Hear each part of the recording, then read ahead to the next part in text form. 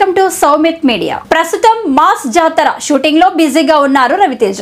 కథానాయికగా శ్రీలీల నటిస్తున్న ఈ చిత్రం ద్వారా రచయిత భాను భోగవరపు దర్శకుడిగా పరిచయం అవుతున్నారు. నిర్మాణం తుది దశకు చేరుకుంది.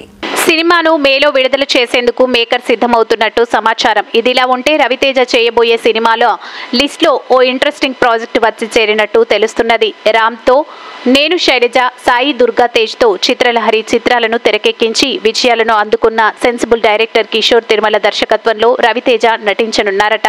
ఇటీవలే రవితేజకు కిషోర్ ఓ ఆసక్తికరమైన కథను వినిపించారట. రవితేజకు కూడా ఆ కథ బాగా నచ్చిందని తెలుస్తున్నది. ఈ వేసవి నుంచే ఆ సినిమా సెట్స్ మీదకు వెళ్లనున్నట్టు ఫిల్మ్ వర్గాల టాక్. ఈ సినిమాను నిర్మించే నిర్మాణ సంస్థ ఇతర వివరాలు తెలియాల్సి ఉంది.